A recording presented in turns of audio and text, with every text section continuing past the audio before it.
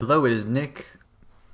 I'm wearing a beanie because it's a chilly 55 degrees here in California. No, I'm just decided to put this on because it is a little bit cold, but if you haven't noticed, I'm actually growing my beard out and my hair out. Not because for any particular reason other than I've never really never really had like scruff or grown it out enough to know this, and my hair has never really been this long ever. So I was like, you know what? It's a new year. I'm approaching quarter of a century years old in a few months.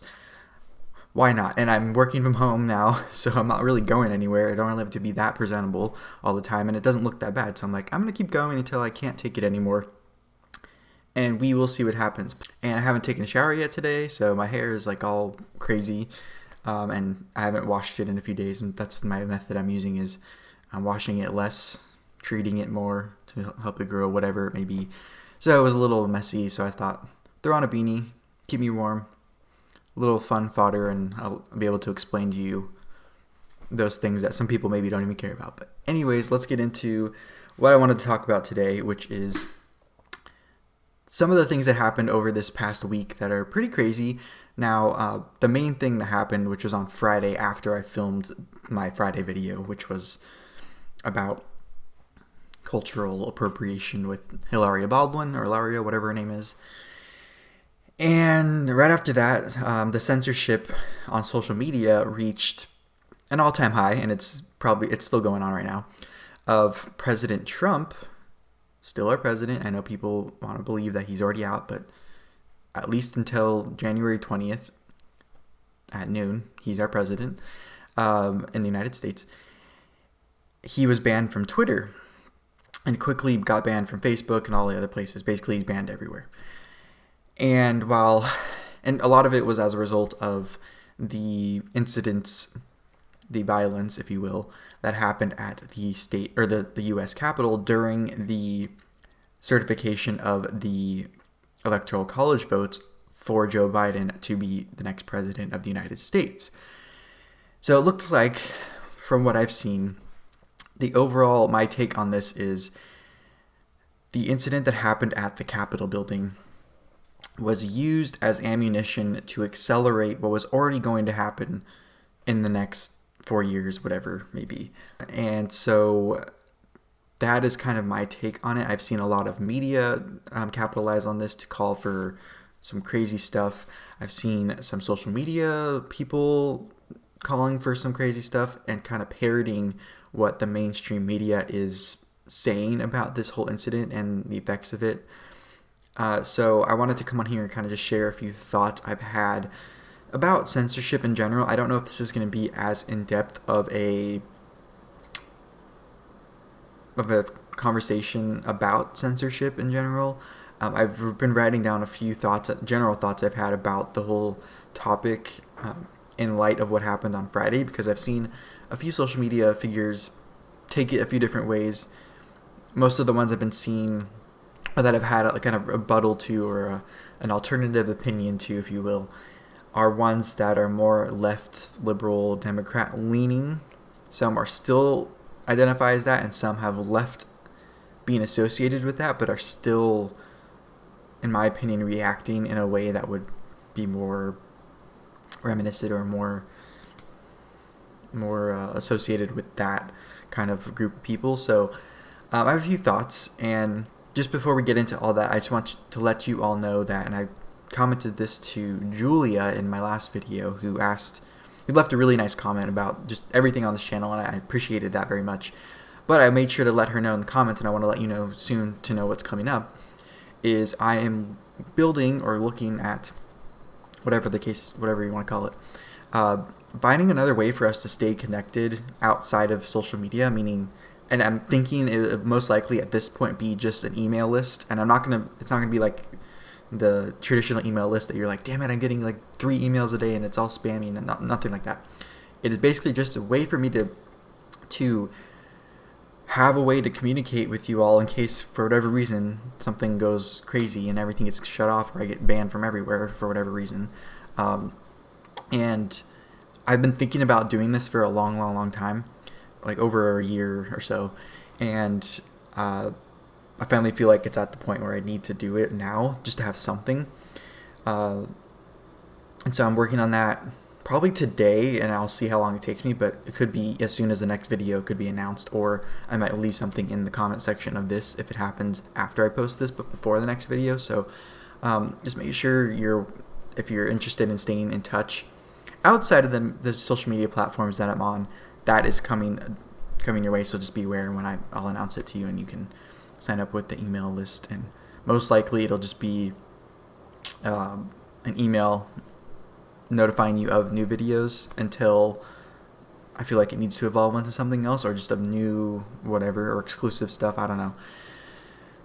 So that's that. So before I get into my thoughts on censorship, I just wanted to let you know the only social media sites I am on at this point are YouTube, Rumble, which is a YouTube alternative video-wise, Parler, which I'm going to get into that in a few seconds, because I know they've been being dragged through the mud a lot as of the last week. Gab, which is kind of a Parler alternative, or Parler equivalent, which are both Twitter alternatives, and Minds, which is one I'm actually really excited to get on. I haven't been on Gab and Minds up until yesterday because I liked Parler a lot, but the attacks on Parler forced me to kind of diversify that too. So I have all 5 of those. 5 of those. And so if you want to find me elsewhere for whatever reason, if YouTube just completely ends me today or whatever, those are the places you can find me, assuming those are still up and running, which I think at least one of those should be. So let's get into the whole talk about social media and censorship. So one, I want to comment on the Parler attacks, especially as of the last 24 hours, which, if you didn't know, Parler is a Twitter alternative. In the mainstream media, it is touted as this alt-right, extremist, radical place where all like the most crazy Trump supporters and crazy right-wing militiamen and people gather to inflict harm on the world. And I don't know if that happens or not, because I've never personally seen it, but I just will say that, just like a lot of other social media sites, and actually in a different way than other social media sites, is Parler doesn't have, or they don't claim to have, a bias algorithm, which basically means you create the experience you want to see. So you search for whatever you want to see on your feed, and you find it, and then you follow it, and that's what you see on your feed. So if you're searching for extreme views, you can find it there, just like any other place. If you're looking for food videos or cat videos or gardening or books or whatever the case may be, just like on YouTube or any other platform, you can find it. It's that simple. On Parler, I've met some incredible people that I feel like I've gotten to know as if I was friends with them in real life, and it's been a great experience. So I get why people are using or are seeing what's being told or what's being said about Parler and the likes of alternative social media from the mainstream, and thinking that is what it really is. I've been seeing a lot of people say they've been seeing screenshots of Parler posts on Twitter. I mean, that's fair if it is actually posted on Parler, but if you're not actually on Parler, you might not know what I'm telling you or right now, or maybe you are using the mainstream narrative of Parler to your advantage, whether you know it or not, to kind of hit back at people you don't like, or people that you don't agree with their views politically or ethically, whatever the case may be. So wanted to get that out of the way. As far as President Trump being censored, I'm actually a little puzzled by this, because he's known for a long time that like he's public enemy number one once he's out of office, or even if he happened to have gotten a second term. And so I don't know why he didn't diversify his social media presence outside the main social platforms. He has made comments saying he felt the need to stay on these big platforms because that's where his supporters are, and that's how he gets his message out there. He said he would leave Twitter if it wasn't so important for him to get his message out there. However, now he's at the point where he can't even get his message out there because he's not on these other platforms. And now he's gotten to the point where he is negotiating, from what he said, or in talks with other platforms, or he's going to make his own platform after he was banned from all these places. Now, some people are saying it needed to get to this point for other people to see that see what these social platforms are actually doing and what their true intentions are. And so this was Trump's way of kind of exposing all of them, because if he had jumped ship earlier, maybe they would have banned him earlier and it wouldn't have been the right time or whatnot. There's all these theories about why he did what he did and kind of what the reasoning behind it was. So we will see what happens with President Trump, what social media platform he will join, in what capacity. Will he create his own? I don't know, but at this point, I don't know what's happening, because Parler was being threatened by Amazon Web Services, and they are basically being removed from their database storing cloud system. Luckily, Parler seems to have a backup plan, and they're going to be up and running within a week again outside of Amazon, which is, I think, a good thing. I'm not sure what happened with that, if they were just using them until they had an alternative, or they already were kind of on their way out, but this kind of accelerated the process. I'm not sure, but it sounds like they're not panicking, so that's a good thing. But I don't know if that will affect how or where President Trump goes from here. And another thing on that, I'm very curious to see, I guess it would be today, Monday, how the stock market reacts to these big tech companies who are publicly traded, how their stocks react to this news that they banned one of the most followed people, and arguably one of the most influential people, if not the most influential person on the planet, off of their platforms, whether you like him or not. So it'll be interesting to see what happens. And in my opinion, this is leading towards the inevitable, I think, because of all the censorship and everything, the decentralization of communication. I've heard, I think his name is Dr. Steve Turley. He does Turley Talks and all that stuff. He has been talking about this, and I've been hearing about this for a long time in my business endeavors, whether it was MLM-wise or the affiliate marketing before I started this run of YouTube videos on this channel. The big conversation is around the value of having a network and having a group of people that connect with you outside of main news sources. Now that it's a two-sided coin, meaning one side is it's very valuable to be in direct contact with people of your own, but on the other side you have to be careful what you share, because if you're someone who only is in networks outside the mainstream, you have to be careful of what you share and what information it gets passed around, because it could be wrong. So there's kind of this new responsibility, but it's the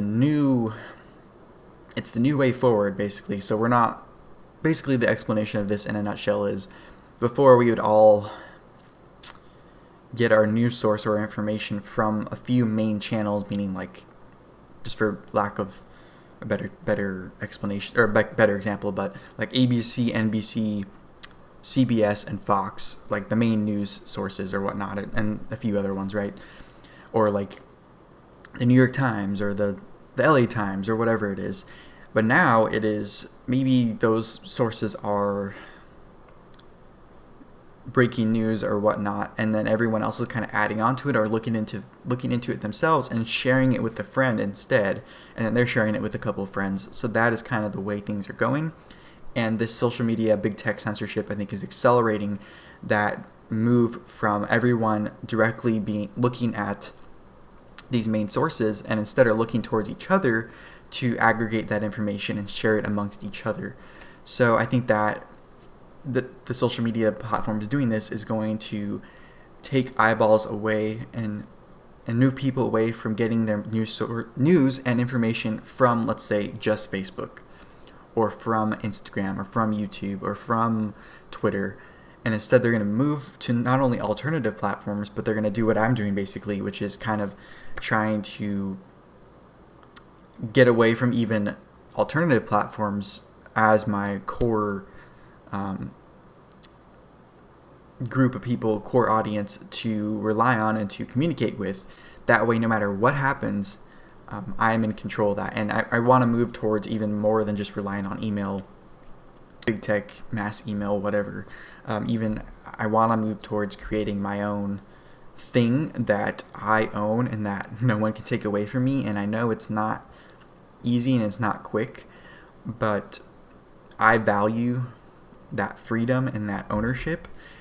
And I value the idea that if you are watching this and we want to stay connected no matter what, I want to make sure on my end that I am doing my due diligence to make sure that nothing can come between that, because that to me is like the ultimate freedom and sovereignty and whatnot. So that is kind of the direction I'm going, and I've always been thinking about it, but the events of the past week and really the past few months, I've been really thinking about it, but it's just accelerated the past few days. So I think it's all going to be good in the end. It's a little weird right now. It's kind of crazy and scary, but anyways, I want to get into some of the thoughts outside of these general comments about what happened the past week and the more general censorship conversation, and in response to some social media figures that I've been seeing responding to the events of the past week over the past few days. So really the main crux of a lot of my criticism of people who stay on mainstream social media platforms, I know I'm on YouTube, so it's like you might think I'm being a hypocrite, but that was my compromise was, okay, I'm going to leave Twitter, Facebook, Instagram, Snapchat, whatever other platform, and I'm going to stay on YouTube because I feel like this is something I want to stay on, create videos, and this could be my one outlet that's still mainstream, if you will, that is I'm going to stay on and kind of help move people to those other platforms or whatnot, or build an audience. And it seems like in retrospect that I was pretty much correct on this, because not only is YouTube more viable for, let's say, a career, if you will, in my opinion, but the risk was less on YouTube because I saw this year or I should say 2020, the acceleration of censorship and like the craziness of it on those other platforms. And YouTube, although they were one of the first a while back to do like the whole apocalypse or demonetization or whatnot, or strike down things, it seemed like the way they did it and the things that they were doing were more justifiable than the very vague terms and just complete like nuttiness and like active action to censor voices of those other platforms. And so that's why I'm still on YouTube. So let's just get that out of the way first. But my opinion, this whole thing comes down to when I get bad service at a certain business, in real life, online, whatever, I strongly consider not going back, or I just completely cut off that business. I've had run-ins with certain Mexican food restaurants, which I'm not going to say the names of them. You can probably find it on my Twitter history, because it probably still exists, even though I don't have a Twitter and I deleted everything, or I deleted the account. But I've done the same with Facebook. I was advertising on Facebook with the affiliate marketing company I was working with that was helping me out. And I left it because I was actually simultaneously posting what I was doing here on YouTube, some of the videos, and just the analytics basis of things. And it was like Facebook was a giant black box, and YouTube was showing me all my statistics for free, basically. So that was kind of the main thing that kind of forced me to be like, you know what, this isn't worth it. I'm spending money on Facebook and I'm not getting anything out of it, and I feel like it's a giant black box that they can ban me anytime. YouTube, at least I feel I'm not going to be just like kicked off in a second, even though I'm preparing for the idea that could happen. But that's why I'm kind of diversifying where I'm posting. So another argument I've seen is the left, meaning Democrat, authoritarian, communist, whatever you want to call them, liberals, whatever. People are saying they want us to leave. Why are we giving them what they want? In my opinion, I'm like, let's give them what they want, because if we all leave, a lot of things can happen. One, they will be happier. Maybe a lot of the problems we're creating in society are us being at each other's throats. Now, I personally think that discourse and not being at each other's throats violently, but in a intellectual, civilized way is a good thing overall. But if they are going to be, I mean like left, liberal, whatever, going to be quote unquote crazy or just unhinged, and you can't get through to them, you can't talk to them, they're just beyond the point of help, then you probably should leave. And the people who do stay behind on those platforms, Twitter, Facebook, Instagram, whatever, will see more and more clearly that that is what is happening, and maybe they will leave too. So we'll basically just leave these old legacy platforms, if you will, to the nutty, crazy, unhinged people. And if what I believe, in my opinion, is the ideology of like wokeness and social justice and the really extreme left, if that ideology is what what I think it is, which is at the end of the day, a self-eating, cannibalistic, self-destructive ideology, then not only will a majority of people leave those platforms, forcing them to lose money, their stock to drop, and maybe them change their ways to get us all back, but the people that are left are going to eat each other alive on those platforms, and maybe even get to the point where they remove themselves from the situation because they realize how bad it is, or get to the point where they just completely self-destruct, which will kill those platforms anyway or make them look really bad too. So I think the best way to do it is to remove ourselves from the situation, stop giving our time, stop giving our data, stop giving our money, currency, whatever it is, to those platforms that we don't agree with and aren't going to treat us well and are going to kick us off anyway. And people who are like these crazy unhinged people are the ones that are being protected. It's a losing battle. And also I see people really just holding on to this idea, we need to stay on these social media platforms, we need to stay on them because our influence, we need to fight this battle over there. And from my perspective, every time I take a break from social media, which a lot of people say they should take a break once a year for a week and just turn off everything. And in my opinion, that's a little extreme.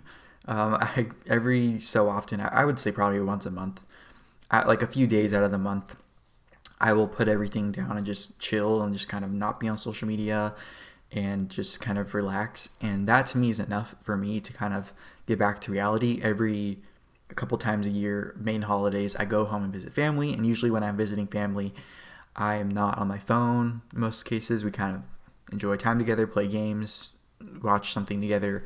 Nothing that's like me being disconnected from them. So that to me is very impactful. And so that just proves to me that I am most influential to the people I know in person, that I talk to in person, and that we have like an in-person relationship. And so I am not going to sacrifice those relationships for staying on these social media platforms where maybe it's affecting my mental health, which could affect those real life relationships that I have.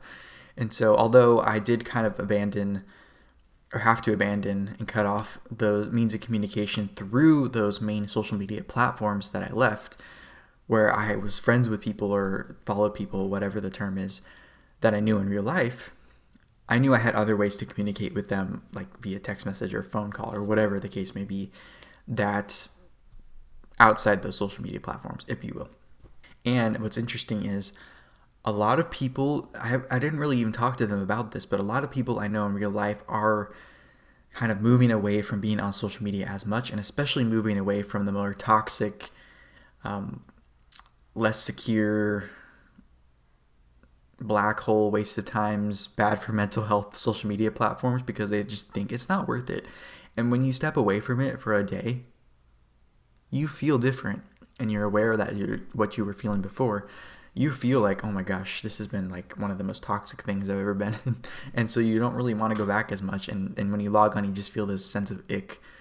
So I think that's a very strong trend going forward. And even in like younger family members who are younger than me, who are still kind of growing up, friends, family at all different generations, we're all kind of coming to that same conclusion, because at the end of the day, if you value certain things in real life, and your online life is and those things you value in real life make you feel good, and then your social media life makes you feel bad, and it's affecting those good things, I think at some point you wake up to like, okay, I need to change something here. And I think that's what's happening. And I think personally my biggest contribution to society is, one, to keep my family unit, the closest people around me, tight and make sure I keep those relationships good. Also, my close friends, which I would consider family at this point, keep them close and stay honest with them, and also my family. And to speak freely in real life, meaning in my work or with my friends or out and about, or talking to the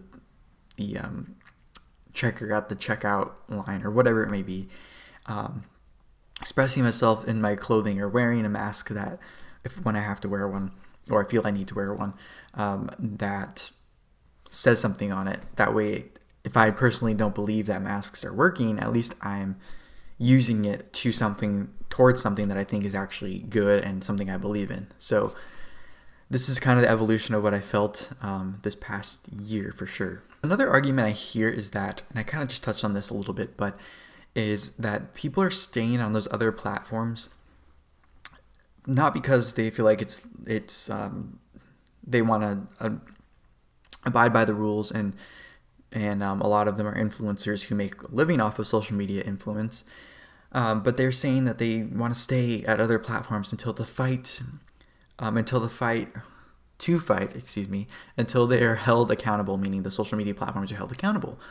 Well, in my opinion, I've already touched on this a little bit, but I wanted to say it in this way too. Withholding your currency of time, money, data is holding them accountable on your own. And by staying on those platforms, in my opinion, you are helping them profit until the government gets involved in whatever way they need to get involved. So to me, and this could be a wrong example, but I'm thinking, okay, I'm on the battlefield in real life, and I'm giving the other side money to gain weapons and to create the rules, and they have all the power to create the rules on the battlefield, to do whatever they want. We're not playing fair. They have all the weapons. They own the land. Like, it just seems dumb to me to do that when you have a very simple thing in your hands, which is you can log off, you can delete the account, you can delete the app. Whereas in real life, you can't just up and leave as easily physically wherever you are or whatever you're doing. It's a lot harder than just logging off. But I understand, and I think a lot of these influencers don't want to admit this, that the reason they're actually scared to leave platforms or to be canceled or to be censored is because their livelihood depends on it. But what they need to realize is that every day in everyday life, you can be canceled for anything. You can be falsely accused of something and be arrested. You can be falsely accused of something and be fired. These are all real life things, and some of us feel it is less risky to remove yourself from social media platforms that are harmful to a lot of things than to upend your life in real life. So I see the comparison, I see that they're similar, I see they're different, but I also see that one is a lot easier to do and to get a hold of than the other. And a lot of them want to wait until these social media platforms are held accountable and treated as they should be under the law. And what I say to that is, that to me is just, it doesn't make any sense, because the government that we're kind of fighting against, or that we're trying to be hold accountable through elected officials, through whatever the case may be, is the same government that helped these companies that are now being authoritarian, tyrannical, whatevers, help them get this big in the first place by creating a space for them to grow into these levels, whether it's by subsidies, by using their technology for government contracts, whether it's protections under the law, or not holding these companies accountable for violating those protections they have under the law early on. And also, this is the same government that is full of politicians and bureaucrats that are funded by these companies, because these companies were facilitated, or there was an environment created for these companies to grow to be so influential and so wealthy. And then these companies use that influence and wealth to basically buy, if you will, these politicians and bureaucrats in powerful positions to keep that space the way it is. And now people who are mad at what's happening are hoping that these people bought off by these companies, allegedly, are going to fix the problem that's created by the people funding them. And I'm just like, no, we need to cut them off at the source. They can't fund these politicians if they're not profiting. And I will say, if you're staying on these platforms and you're complaining on these other platforms about your censorship, or you're not even joining these other platforms, you're just complaining that you're being censored and that your rights are being trampled on or whatnot, but you agree to the terms of service on these platforms, I don't have any sympathy for you, because you can find alternatives. Like, even people on those platforms that they're complaining about are telling them to go to alternative platforms. So you don't have any sympathy for me at this point. But I want to get into a few examples of people who I've been seeing make videos and make content the last few days about in response to President Trump being banned and whatnot. And one of those people is Karlin Borisenko. She's on YouTube. She's on a lot of other, basically all the platforms. And she may have heard her name or seen her from her article that actually went viral, where she went to a Trump rally as a Democrat and as basically a Trump, up to that point, kind of a Trump like hater.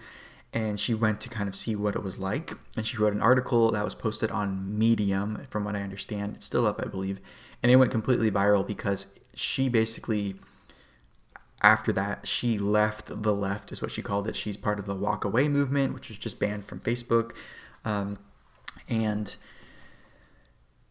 I like her content. I like what she posts. It's interesting to hear her opinions. I don't agree with her all the time, and especially on this point. But she basically said, in response to the Capitol incident with the people, that in regards to social media censorship that came from that, or that was accelerated by that event, she basically said that she doesn't condone using the left's tactics to fight the left, meaning violence and kind of this intimidation in real life type of thing.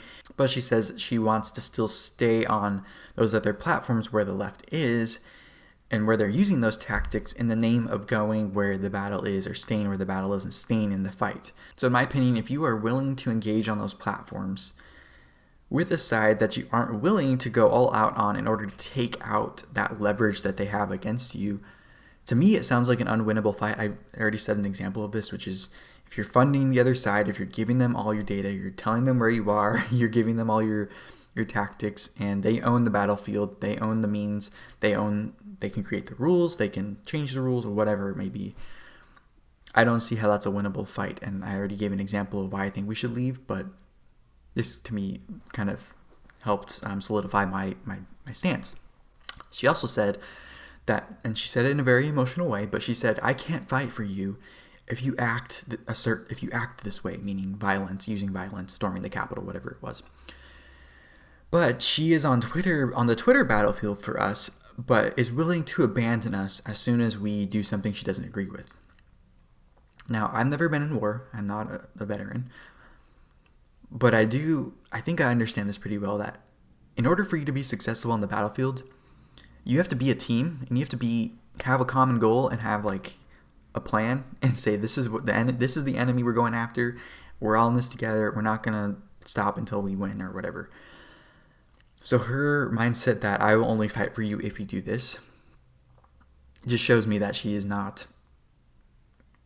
It is not about winning or being on the same team and winning, or at least we're not on the same team yet, and we're not organized enough yet and on the same page to actually win the battle or go into battle and win.